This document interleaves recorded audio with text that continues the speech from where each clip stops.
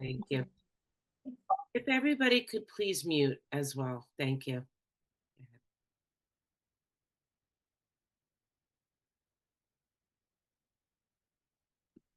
I need to unmute. There we go. Hi, I'm Janet B., recovered from compulsive eating and bulimia. Happy to be with you all tonight.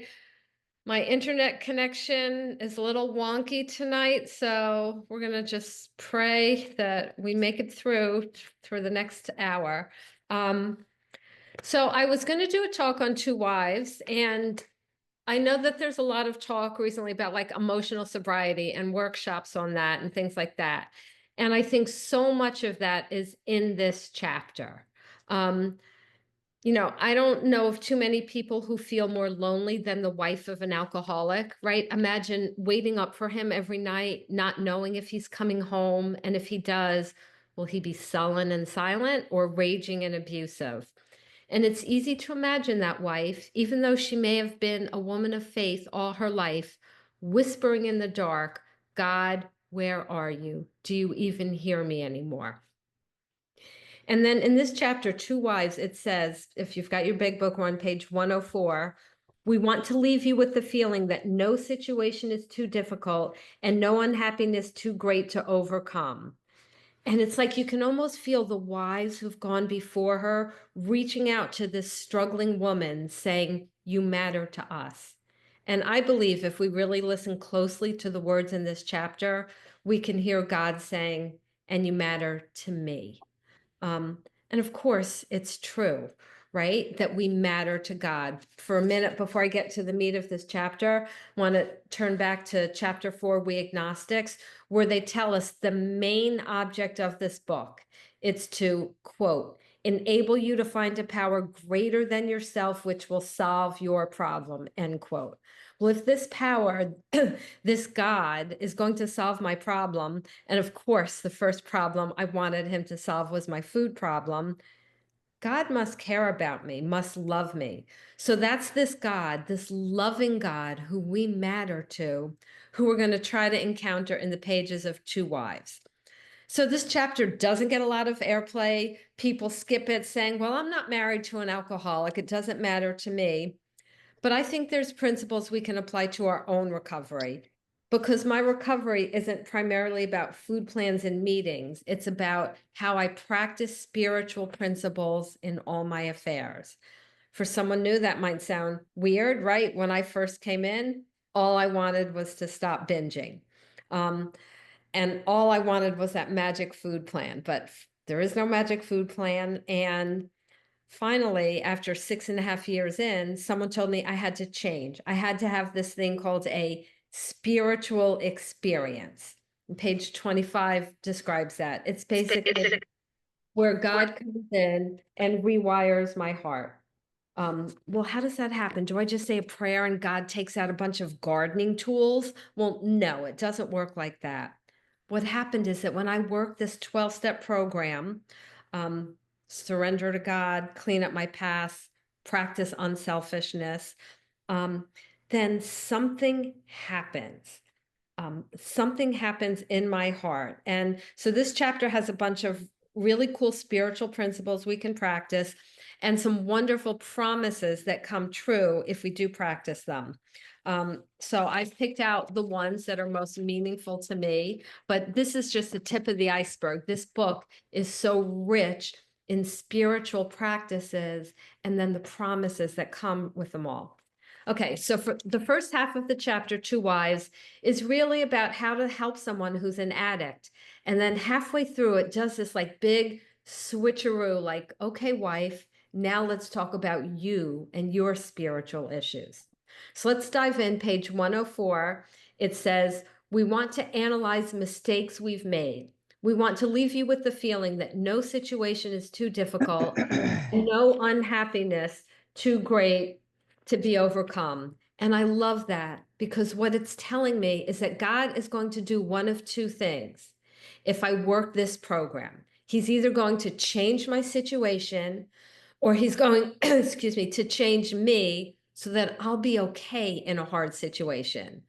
Like, that's a demonstration of how much we matter to God. Door number one, he sits at his cosmic computer and reroutes things so that my situation is changed. Or door number two, he changes me.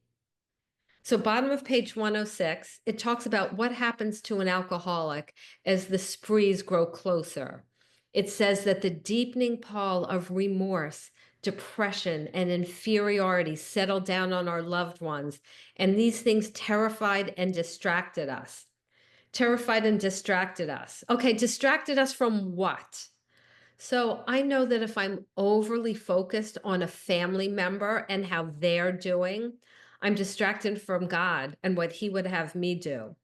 And the way I like to think of it is like I'm swimming in one of those lap pools that has the lanes roped off, and I'm swimming toward God, and I visualize that. And if I start swimming in another lane, like my kids' lane, I lose focus on God and doing His will. Other people's recovery and the future are two things that are never in my lane. So, top of page 107, it says that as animals on a treadmill, we patiently and wearily climbed, falling back in exhaustion after each futile attempt to reach solid ground. And it reminds me of that like little hamster in a cage on that wheelie thing. He's working and working and getting nowhere. That's how I was in my early days of recovery. 7 years in recovery. I worked really hard and I didn't get anywhere. In fact, I got worse because even though I was doing lots of work, I wasn't doing the right work. It's like someone who goes to the doctor and says, I'm a diabetic. And the doctor says, here, take penicillin. I wasn't told the right things to do. I was told, make a certain number of meetings, make phone calls. I wasn't told that I had to get a relationship with God. So, my caution to you as you read this book, if you're new here and you're looking for a sponsor, don't just say, oh, it must be God. The first person who raised her hand must be my sponsor. We want to we want to vet our sponsors. We want to vet people and make sure this person works a program of recovery, the steps the way they are in the book. So continuing on page 107, it says that the wives endured watching their husbands go to sanitariums, hospitals, jails. And the wives say, we naturally made mistakes. And that's the second time already this chapter uses the word mistake. And I really like that because most of us fall off on the side of the bed of either being too easy or too hard on ourselves. I was too hard on myself. I'd make a mistake in a difficult situation. Like, let's say I yelled at one of my kids, and afterwards I'd say, oh, I didn't deal with this situation well. I must be in spiritual kindergarten. I'm nowhere. I have no recovery. But they're saying, no, when things are hard, we're going to make mistakes. And they don't pass judgment on us. And we shouldn't pass judgment on ourselves. Yes, we should fix things and admit when we're wrong. We don't want to fall off the bed on the side of being too easy on ourselves with that I'm only human and enable ourselves for everything we do wrong. If I lose my temper 100% of the time, it's my fault, but it's a mistake and I need to learn from it. And it absolutely doesn't make me a bad person, not worthy of God's love. So, page 108, the second full paragraph says, try not to condemn your alcoholic husband no matter what he says or does. Remember, he's just another very sick, unreasonable person. When he angers you, remember that he's very ill. So I see a couple things they're telling me to practice here with difficult people. And again, this could be a spouse, a boss, a child. First, don't condemn. Well, why not? Well, first, condemning never works, right? I bet not one of us is here because someone said, you know, you're a really horrible compulsive eater. You're overweight. You're ruining your life. You're ruining other people's life. Get your act together. And then we said, oh, yeah, I didn't know that. Thanks for the condemnation. I think I'll go work a 12-step program and get my act together. None of us are here because of that. And also, if I'm condemning someone, it's dangerous for me spiritually, because if I'm condemning you, that means I'm at the top of the mountain, and guess where you are? And that means I'm loaded with pride. And the only place to go if I'm up on a mountaintop full of pride is down on my butt. So it also says, when he angers you, remember that he's very ill. Remember That's a verb. It's an action step I can take. I can remind myself this person is ill. When we're resolving resentments, we can say this person is spiritually sick. Remember, if I'm living with a raging alcoholic, that person is ill. And I need to have the kind of compassion I would if I were living with someone who had a brain tumor that made them act in irrational ways. A few years ago, when my mom was still alive, I went to pick her up for a doctor's appointment. And before I got there, she got agitated and had someone at the front desk of her place call me to see where I was. And I was right on time and I was a bit annoyed. And I said, Mom, why'd you have them call me? I wasn't late. But a couple weeks later, she was diagnosed with Alzheimer's. So after that, whenever she got agitated or said things that weren't very nice, I didn't have any shred of annoyance or resentment because I understood that she was sick. I think that's a key to dealing with difficult people. Okay, and then they go ahead and talk about 4 different types of drinkers and the kind of things we can do to help them depending on what type they are. But at the top of page 111, they start with general principles that can be applied to all. They say the first principle of success, never be angry. Well, that's kind of hard if you've got someone who's mentally ill or drinking or abusive. But remember, page 66 tells us we can't harbor resentments. I can't be a safe harbor for resentments. I can't just say, this person gets me mad and I'm entitled to wallow in it. Building relationships What I'm supposed to do is acknowledge I'm angry, but then I have to do something about it. I inventory it, I share it with someone else, I ask God to remove it and make my amends. And they end the first paragraph on page 111 by saying that patience and good temper are most necessary because, again, it's a disease that we're dealing with, not a moral issue. So the second principle they give us is it says you should never tell him what he must do about his drinking. And I say you should never tell someone what they should do about their fill in the blank. Unless we have young children, we don't get to tell people what they have to do. My husband used to smoke. I didn't like it, but I never told him that he had to quit. All I did was I said, honey, we've got a couple little kids, so if you're going to keep smoking, we need to take out a big life insurance policy for you because that's how I set up a boundary to protect myself and my family. Then I asked him, how often can I tell you that I don't like your smoking? And he said once a month. And I stuck with that. And by the way, he quit smoking and now he's been smoke-free 15 years, but not because I nagged him. Didn't nag him. The third principle here, be determined that your husband's drinking or your kids refuse to listen or someone's doing whatever you don't like. Be determined that it is not going to spoil your life. It says it's possible to have a full and useful life even though your husband continues to drink, even though my kids continue to not go to church, even though my boss doesn't appreciate me, even though I may have a health condition, even though the weather's too hot and I can't go out to walk, even though, no, we can have a full and useful life, even though anything. Our book tells us recovery is not dependent on circumstances. It's dependent on our relationship with God. If I'm too upset over what someone else is doing, there is a problem with my relationship with God. And I say that, and I really mean that. If I'm too upset with what someone else is doing, there's a problem with my relationship with God. I would say in my life, the thing that blocked me the most was anger and fear surrounding my children. And sometimes a well-meaning friend would say to me, well, it's normal that you worry so much about them. You're a mother. I worried so much because my attention was in the wrong place. And here's a prayer I've used that I have found really helped me a lot with my kids. So hopefully it'll help you. And yeah, if you're unmuted, can you all please check to make sure you're muted? Thank you. Okay, so here's a prayer. Hopefully it's helpful. Lord, I see that I don't really love my children too much. I love you too little in proportion to them. Only if I love you supremely will I love everything else properly. Lord, please capture my heart. Amen. I pray for God to capture my heart so that I love him supremely and then I can love everyone else properly. The fourth principle they list says, do not set your heart on reforming your husband. You may be able to do so no matter how hard you try.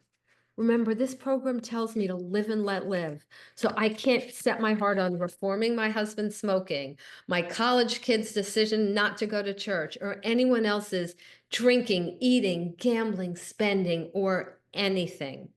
They've told me 4 principles so far.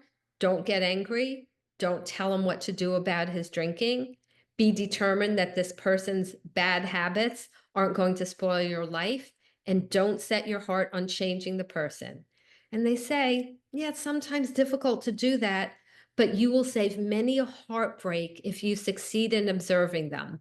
So if my heart is broken, I need to ask myself, which of these principles have I not been practicing? Have I become angry and harbored resentment?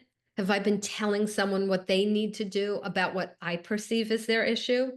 Am I letting what someone else is doing destroy my life? Am I setting my heart on changing someone? Of course, I can hope and I can pray, but my heart needs to be set on one thing primarily, and that's God and doing his will. Page 115, there's another principle. Says you must be on guard not to embarrass or harm your husband. Remember, we're told back in chapter 6, I have no right to save my skin at another person's expense.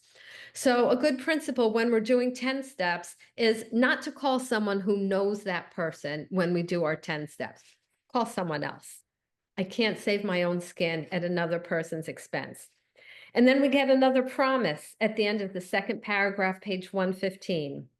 Your new courage, good nature, and lack of self-consciousness will do wonders for you spiritually. So if I practice these principles, I'm going to start having more courage. I'm going to have a good nature because I'm not going to be as tense as I was when I tried to rule the world. I'm not going to worry about people think about me. And then that'll help me be a better friend, a better wife, a better mom. Page 115, another spiritual principle to practice. In dealing with kids and their father, it is best not to take sides in any argument he has with them while drinking. So the rule I always had with myself when my kids were little was that unless my husband was doing something dangerous, I wouldn't interfere. And dangerous means like leaving them in the bathtub unsupervised, which of course he never did. Dangerous. Other than that, I keep my mouth shut. And in hindsight, I should have kept my mouth shut a lot more. Page 106, they tell us that we've tried to hold the love of our children for their father, which I think is an instinctive thing for a mom to do if she thinks her husband is doing everything wrong and that her kids won't love them. How many times when my kids were younger did I try and manipulate relationships and think things like, okay, if I don't tell my husband he needs to go outside and play basketball with Daniel, he's not going to have a good relationship with Daniel. And when Daniel grows up, he's going to remember my husband's neglect and hate him. Well, Daniel is now 23. He loves me. He adores my husband. He thinks my husband could shoot up a shopping mall and Daniel would think that Fred walked on water. Um, my job is to just leave other people's relationships alone. Um, and especially if I'm mad at one family member, not to try to get other family members on my side against that person. I let everyone else have their own relationships. Okay, next spiritual principle, page 115. Don't lie on behalf of your husband in order to protect him. We are people who have to be honest, even if there will be consequences for another person. In the chapter 2 employers, it says sometimes an employer may worry that the guy's drunk when the wife calls and says he's sick. It says if he's trying to recover and he's drunk, he'll tell you, even if it means the loss of his job. So we don't try to shield people from consequences by lying. Remember, if we are dishonest, it's like we're telling God to keep out. Okay, on page 116, there's a shift. It's like they're saying, up until now, they've been talking all about how to help your husband, but now, wives, let's talk about you. They say, we've elsewhere remarked how much better life is when lived on a spiritual plane.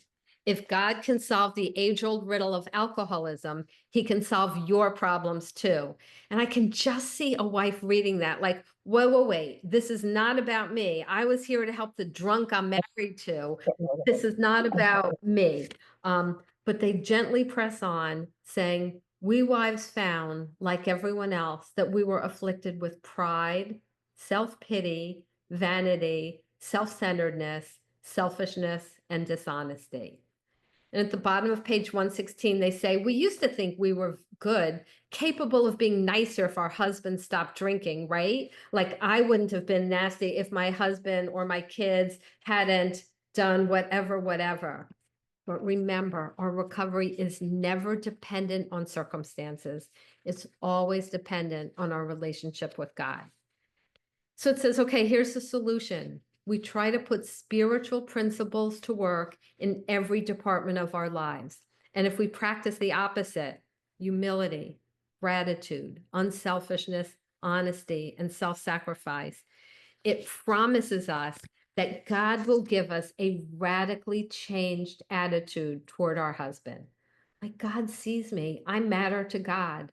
God himself sees the work I do, even if the other people in my life don't. And God will change my heart. And it tells us the gifts that God will give us: lack of fear, lack of worry, lack of hurt feelings.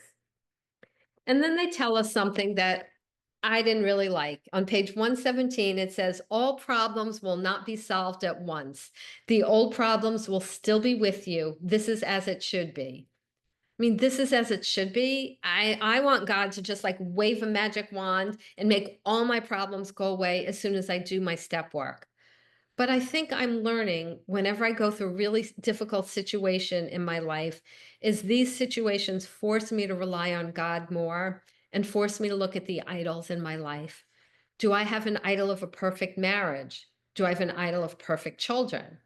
Um, for years, I had an idol of the perfect relationship with my children. I was paralyzed with the fear that when my children grew up and were no longer under control, under my control, they wouldn't love me anymore. That fear led me to alternate between being overly lenient to manipulate them into loving me and overly tough to retaliate when I didn't think they loved me right. Happy to report, God is good. These relationships have been mended. And by the way, my daughter got engaged this week and she's been calling me nonstop, which is lovely. But it took a lot of inventory work and amends and prayer. Here's a prayer which I've used, which of course can be changed to fit anything too important in our lives. Lord, I entrust my children to you now. I release them to your protective care, knowing they're much safer with you than in my clinging hands. Please remove all idolatry of my children and my relationship with my children from my heart so that I don't endanger them or myself. Please remove all fear that I won't matter to them. I release my children to you and I release my fear to you so that I'm free to cling to your hand. Thank you that as I entrust my children to you, you are free to shower blessings on them. Thank you that your presence goes with them wherever they go. Thank you that you will guide my children and help them learn to trust you. Thank you that I matter to you. And thank you that you stay with me as I relax and learn to trust you more. Lord, I'm excited to watch and see what you will do. Okay, back to the book, page 117. They continue on and say these workouts, meaning difficult discussions we sometimes have to have, should be regarded as part of our education.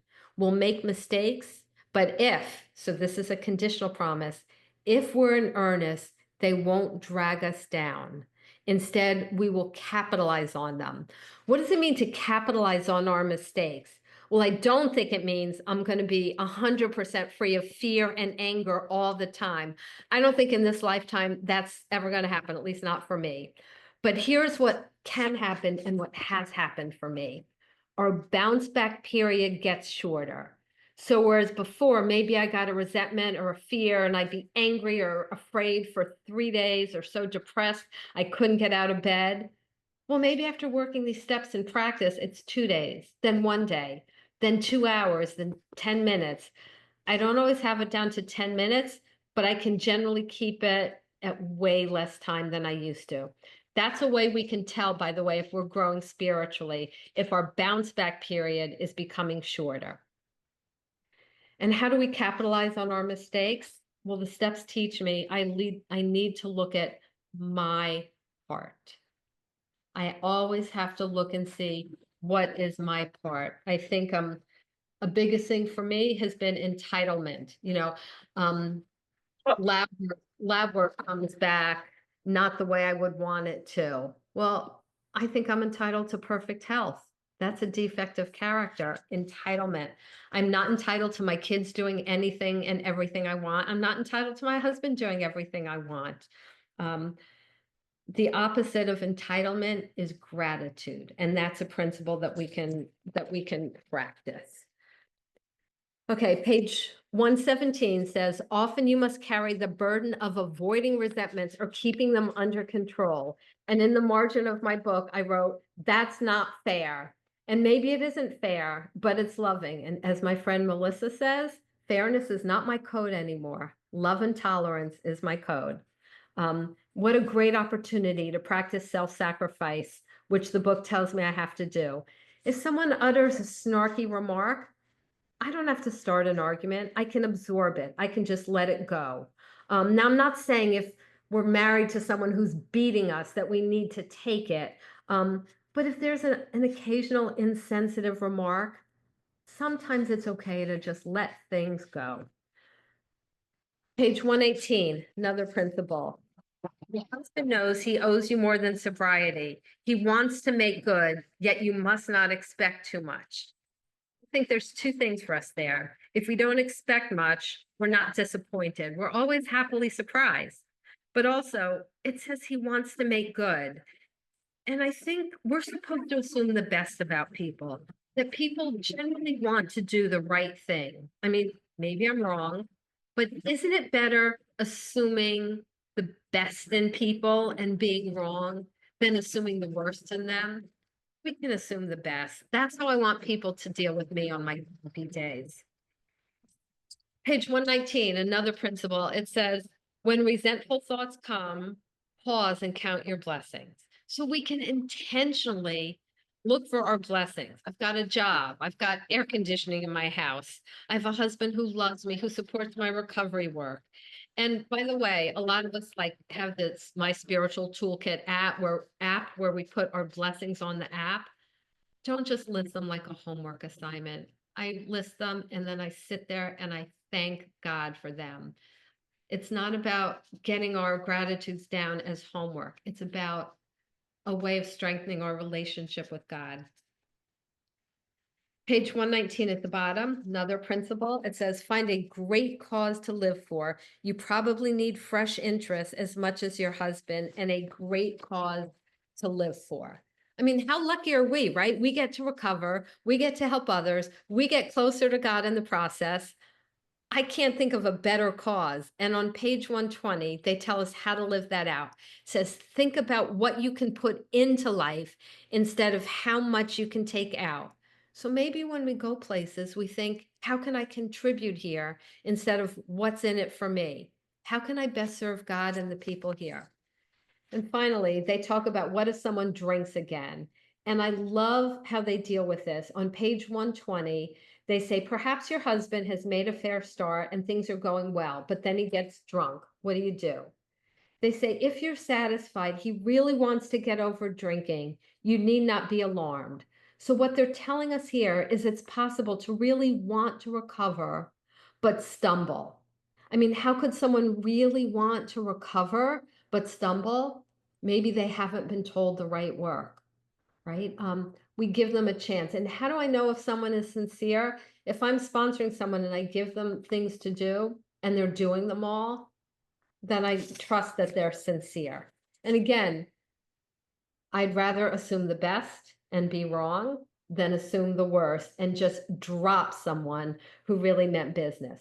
Remember, the forward to the second edition, it says 25% of the original fellows who really tried recovered after some relapse. Imagine if they'd given up on that 25%, right? It'd be horrible. And by the way, I would have been in that 25%. So they tell us, don't be alarmed at the man's relapse. Cheer him up and ask how you can be still more helpful. So we don't just drop sponsees because it's hard for us. Um, First, if a sponsee's telling us that she picked up, I mean, that takes courage on her part. So we want to really try to discern if she means business, we try and help. Remember Jim in chapter 3? It says half a dozen times, 6 times, they carefully went over with him what caused his relapse. So they say, don't be alarmed. And they say, though it's infinitely better that he has no relapse at all, and as has been true with many of our men, it's not a bad thing if the person sees he has to redouble his spiritual activities if he expects to survive. What does that mean to redouble our spiritual activities? I think it means we work the steps harder, more self-sacrifice for others, more time with God, more surrender of things I'm not quite willing to surrender, more God, more service, more love. And then they tell us if he gets drunk, don't blame yourself. As a wife, as a sponsor, a friend, a daughter, I'm never the cause of someone else's drinking or binging, and no one's ever the cause of mine. It's bottom of page 120. It says, God has either removed your husband's liquor problem or he has not. If not, it had better be found out right away. Then you and your husband can get right down to fundamentals. If a repetition is to be prevented, place the problem along with everything else in God's hands. Okay, there's a lot there and a lot that can help us as compulsive eaters. So let's try to break that down. It says, God has either removed your husband's liquor problem or he has not. Or for us, God has either removed our compulsive eating or not. What does that even mean? Is God up in heaven like flipping a coin? Heads, I'll remove Janet's food problem. Tails, I won't. Uh-uh. They're telling me that if God hasn't removed my food problem, it's because I have not placed my food problem and everything else in his hands. Remember, chapter 4 tells us that either God is everything or else he's nothing, meaning either I give God everything or it's as if I give him nothing. I can't give him my food plan, but cheat on my taxes. So I think what they're telling us is to see and really look to see what have I not placed in God's hands and then do it. That's what fundamentals are. It makes me think of the middle school social studies where we learned about the king and the serfs. And as long as the serf is on the king's land, when the invading army comes, the king pulls up the drawbridges and I'm on his land, so I'm protected. But if I've wandered off through dishonesty, lack of surrender, refusal to make amends, or thinking, I don't want to follow the king, I want to do what I want to do, then when the invading army comes and I'm not on the king's land, I'm not safe and protected. Yeah. Not because the king doesn't love me, but because I've wandered off.